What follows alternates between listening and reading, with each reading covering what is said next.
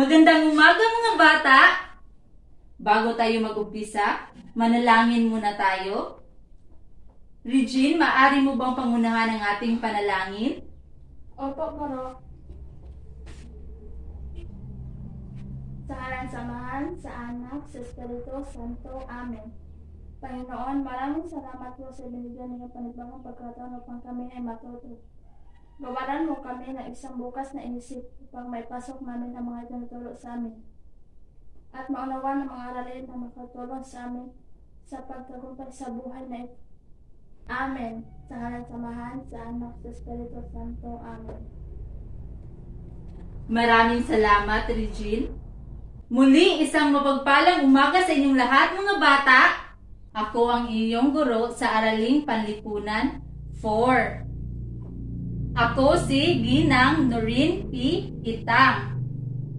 So nagagalak ako makilala kayo mga bata. At nagagalak akong turuan kayo ng panibagong aralin ngayon. Magandang umaga din po, Guro.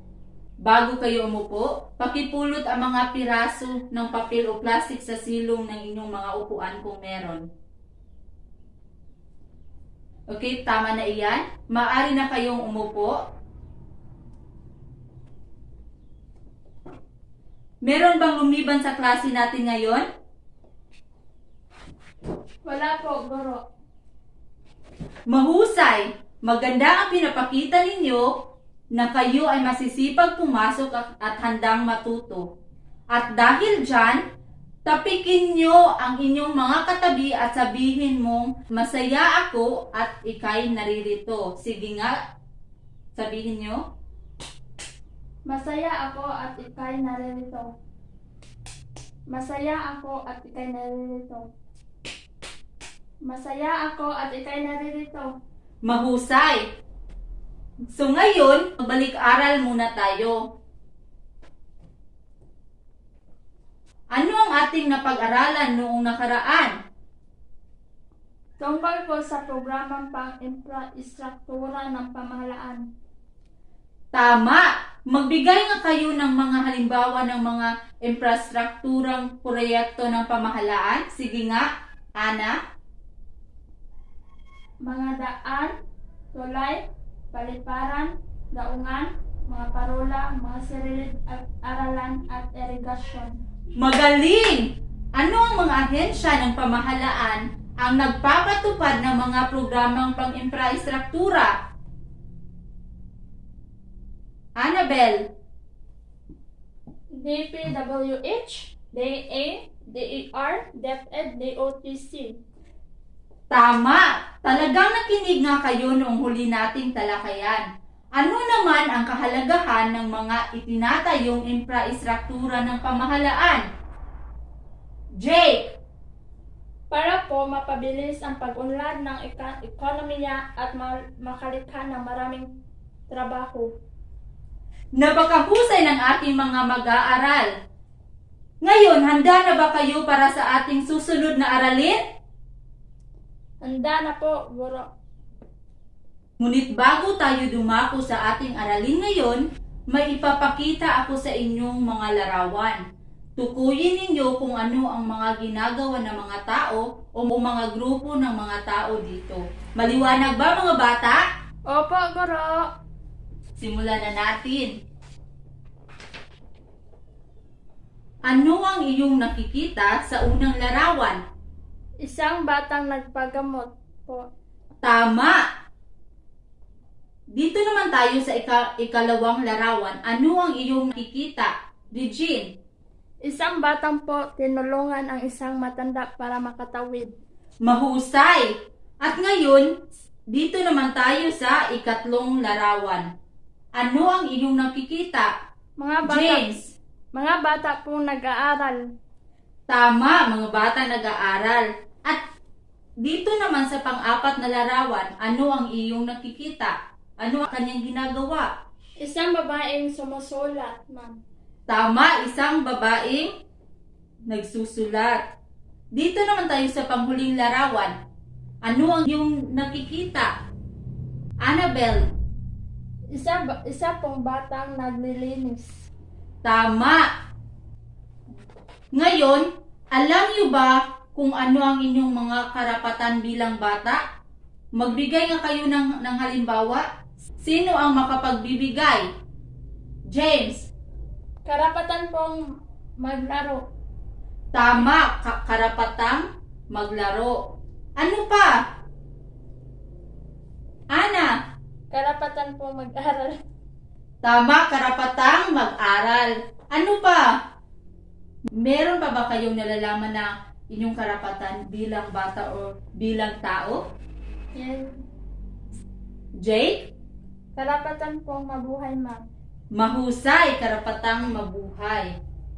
So lahat tayo ay may karapatan. Ang ilan dito ay nakapaloob sa Artikulo 3 ng Saligang Batas ng Pilipinas. So sino ang nakakaalam kung ano ang Saligang Batas? Sino? Sige, Annabel. Ang saligang batas ay ang kataas-taasang batas ng Pilipinas. Tama! Ang Saligang Batas ay ang kataas-taasang batas ng Pilipinas. So narito ang mga karapatan ng mga mamamayang Pilipino na nakapaloob sa Artikulo bilang 3. Tungkulin ng pamahalaan na itaguyod ang mga ito. Ngayon, alamin natin kung ano ang mga ito sa pamamagitan ng paghula nyo sa mga larawang nakadikit sa ating pisara. Handa na ba kayo mga bata? Opo, Guro. Ano kayang karapatan ang nais ipahiwatig ng mga larawan? Dito muna tayo sa unang larawan. Sa inyong palagay, ano ang karapatan na ipinahihiwatig dito? Karapatan sa buhay, sir. Tama, karapatan sa buhay. Ano pa? Karapatan, Annabel. karapatan sa kalayaan. Tama, karapatan sa kalayaan. Ano pa? Sige nga, Jake.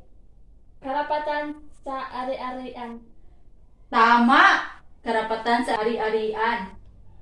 Magagaling ang mga hula ninyo.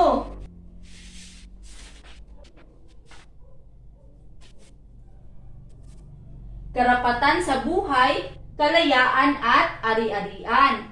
Magagaling ang mga hula ninyo, mga bata. Nasa tiyan pa lang tayo ng ating mga nanay ay may karapatan na agad tayo.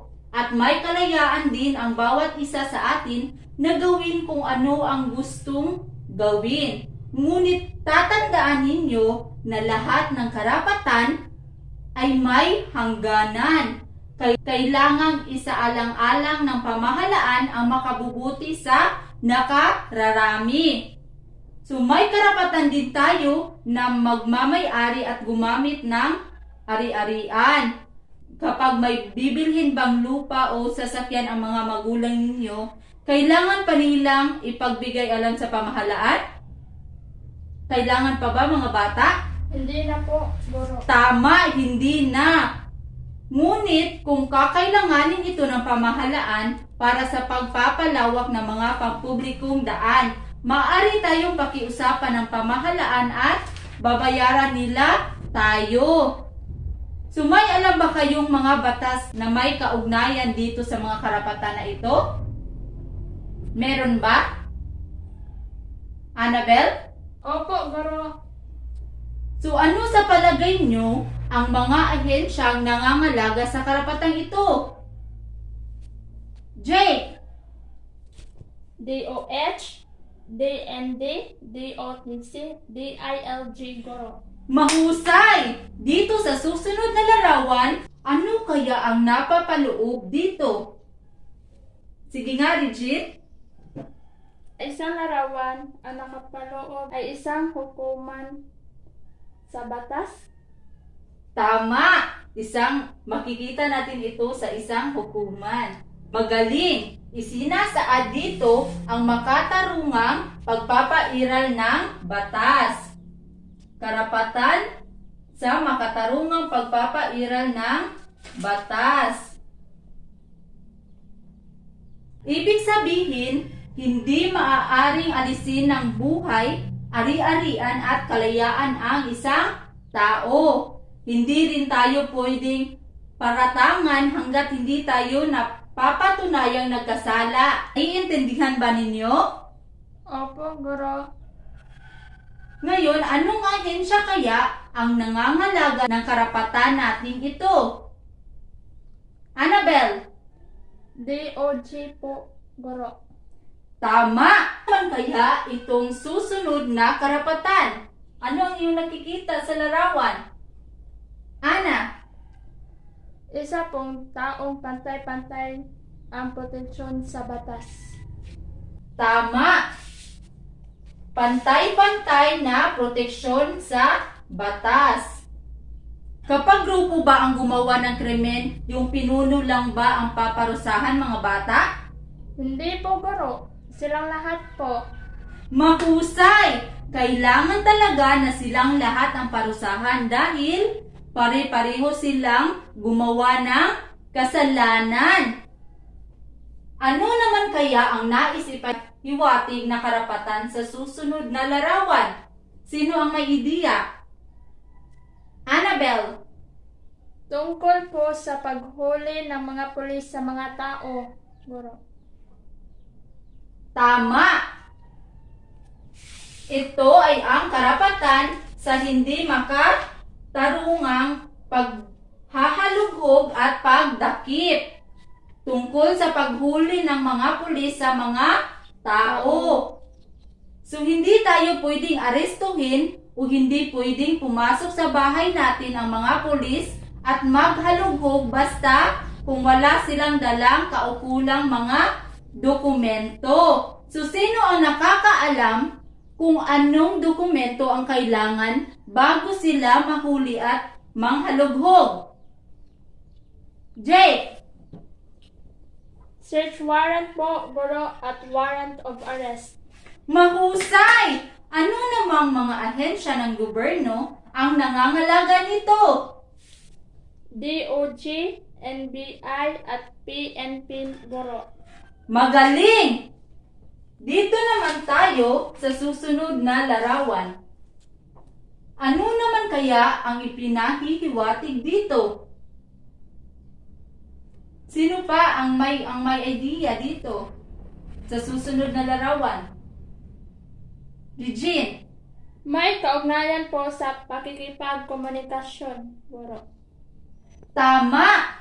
Ito ay ang pagiging lihim ng komunikasyon at korespondensiya. Hindi pwedeng basihan ng iba ang mga liham natin o makinig sa usapan sa telepono nang walang pahintulot natin o ng hukuman.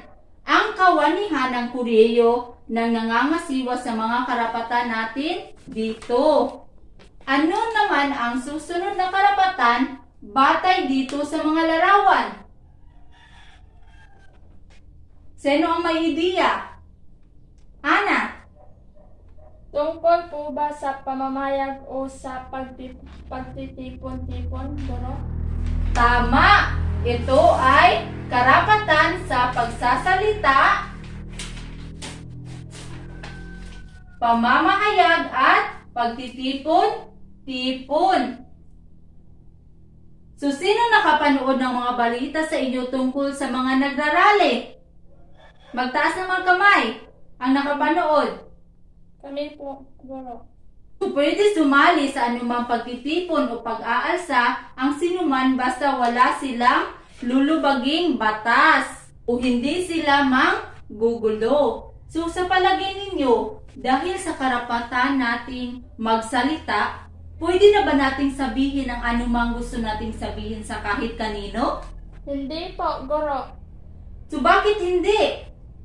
Maaari po tayong idemanda kapag yung mga sinasabi natin ay nakakasira ng puri ng iba. Tama! Kaya dapat, bago natin sabihin, isipin muna natin ng mabuti. Tungkol naman kaya sa anong larawan, tungkol naman kaya sa anong karapatan ang susunod na larawan? Tungkol po ba sa relihiyon, Guro? Tama! Tungkol sa relihiyon. Karapatan na Pumili karapatan tayong tumira kung saan natin gusto, maliban lamang kung hindi sa atin ang lupa. So, maaari tayong makasuhan ng informal na paninirahan. So, ang mga ahensyang nangangasiwa dito ay ang DOTC at DOT. So, lahat tayo ay may karapatan at tungkulin ng pamahalaan na itaguyod ang mga karapatan natin ito. Pero, kaakibat ng mga kaapatan natin ito ay may mga limitasyon din at alituntunin na dapat sundin. Kailangan natin ng nakararami at dapat ay wala din tayong nasasagasaan o natatapakang karapatan din ng kapwa natin. Ngayon ay may inihahanda akong sasagutan ninyo o gagawin ninyo. So, kumuha kayo ng isang buong papel. At ang gagawin ninyo ay gumawa kayo ng isang talata sa pamamagitan ng pagsagot sa tanong na bilang isang mamamayang Pilipino. Paano mo pangangalagaan ang karapatan mo bilang isang mamamayang Pilipino? Naintindihan ba ninyo mga bata kung ano ang inyong gagawin? Opo, Guro. Ano nga yun? Ano nga ang inyong gagawin? Gumawa ng isang talata. Guro. Tama. So, maaari na kayong magsimula. Tapos na ba kayo mga bata? Tapos na po, Guro. So, ipasa ang inyong mga sagutang papel sa harapan. Mahusay mga bata. Bilang isang mamamayang Pilipino, dapat na magtulungan tayo para mapangalagaan natin ang ating mamamayan at dapat alamin natin kung ano ang tama o mali na gawin at dapat isipin natin ng mabuti bago natin sabihin at gawin para maiwasan natin ang maapakan ang mga karapatan ng kapwa-tao. Mahusay ang inyong mga sagot mga bata. Ngayon, may inihahanda pa akong sasagutan ninyo. Handa na ba kayo mga bata? Opo, Guro. Handa na po. May ibibigay ako sa inyo. Ang gagawin ninyo sa gawain A, kulayan mo. Kumuha kayo ng Crayola, isang kulay dilaw at isang kulay asul. Ang gagawin nyo sa gawain A, kulayan ng dilaw ang bilog sa hanay key kung tumutukoy ito sa karapatan ng mamamayan. At kulayan ng asul ang bilog sa hanay T kung ito ay tungkulin ng pamahalaan. May mga Crayola ba kayo mga bata? Meron po, Guro. Mahusay. So ngayon, naintindihan ba ninyo kung ano ang inyong gagawin? Opo, Guro. Mahusay. Dito naman tayo sa gawain B. Pagtapatin mo. Panuto. Pagtapat-tapatin ang mga larawan kung anong karapatan sila kabilang o napapaloob. Itapat nyo ang mga larawan kung saan sila napapaloob. So, naintindihan ba ninyo mga bata kung ano ang inyong gagawin? Opo, Guro. Magaling. So, ngayon, bibigyan ko kayo ng mga ito.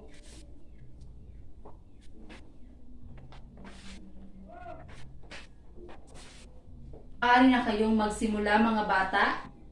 Nakatanggap ba ang lahat? Opo, Guro. Okay. Magsimula na kayo. Sabihin nyo lang kung tapos na kayo, okay mga bata? Opo, Guro. Tapos na ba kayo mga bata? Tapos na po, Guro. Magaling. So ngayon, ating iwawasto ang inyong mga sagot. So magpalitan kayo ng papel ng inyong katabi.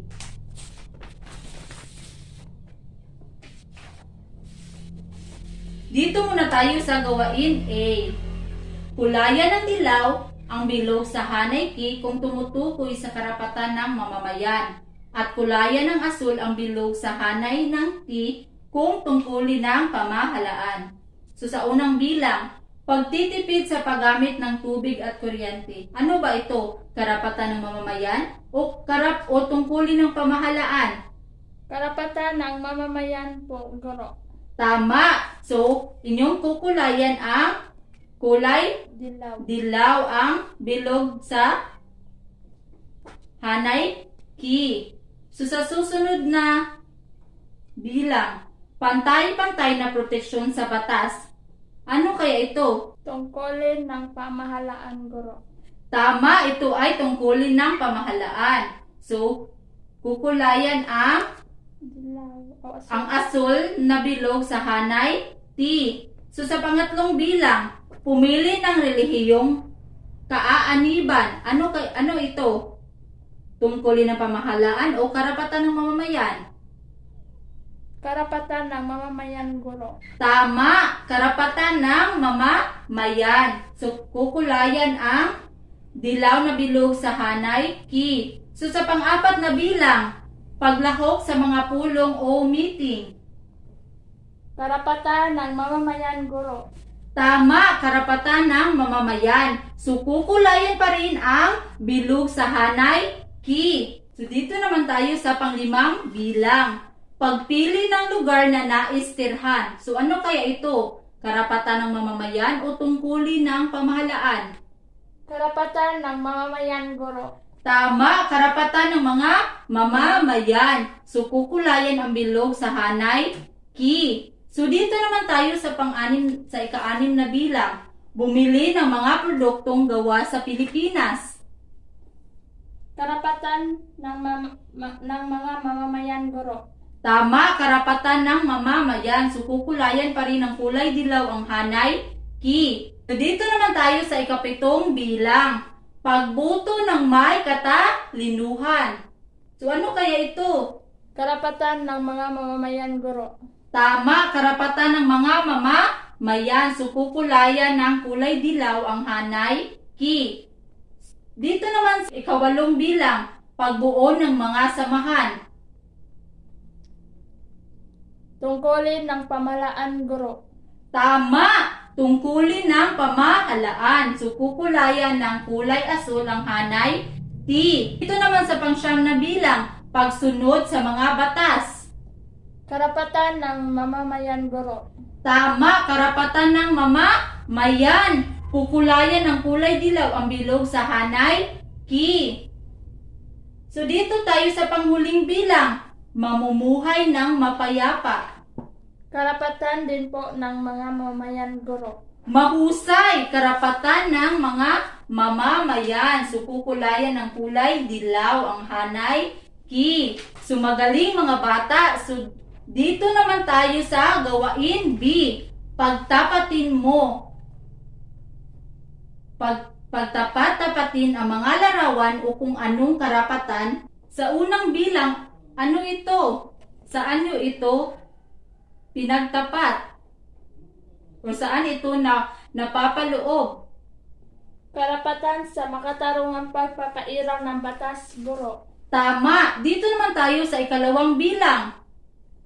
Karapatan sa buhay, kalayaan at ari-arian, Guro. Mahusay, karapatan sa buhay, kalayaan at ari-arian. So sa ikatlong bilang, Karapatan laban sa hindi makatarungang panghangalugdog at pagdakip, Guro.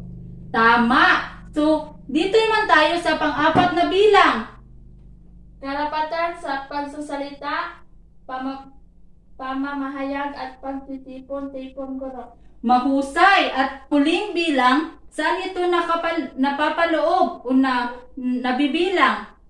Karapatan sa rehiyon, Guro. Tama! Mahusay mga bata! Ngayon, ipasa ang inyong mga sagutang papel sa harap.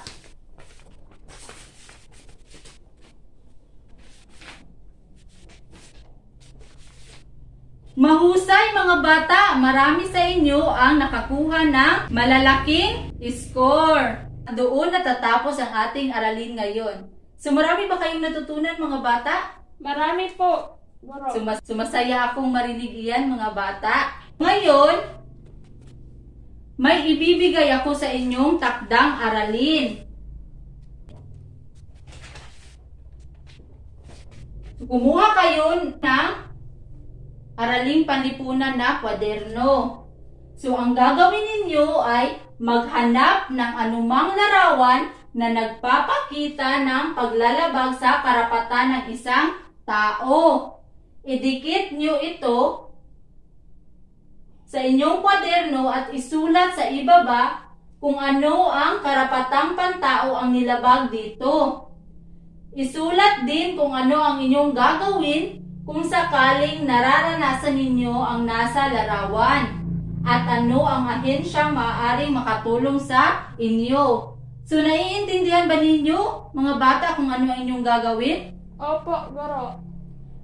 Mahusay. So, ngayon, isulat na ninyo ito sa inyong kwaderno. Tapos na ba kayo, mga bata? Tapos na po, Guro. Magaling. So ngayon, sino ang makapagbubuod ng ating aralin ngayon? Sige, Regine. Ibuod ang ating aralin ngayon. Tungkulin ng pamahalaan sa pagtataguyod ng karapatan ng bawat mamamayan. Mayroon din kaming natutunan sa mga karapatan. Karapatan sa buhay kalayan at ari-arian. Pangalawa, karapatan sa makatarungang pagpapairo ng batas. Pangatlo, pantay-pantay na proteksyon sa batas. Pang-apat, karapatan sa hindi makatarungang pandakip. Panglima, karapatan sa lilim ng komunikasyon at korespondensya. Pang-anim, karapatan sa pagsasalita, pamamahayag at pagtitipon-tipon. Pang-pito, karapatan sa relihiyon. Pang-walo, karapatan sa tirahan po, Guro. Mahusay, Regine. So tama ang iyong sagot. Salamat sa iyong pagkikinig, mga bata. Paalam! Paalam, Ma'am.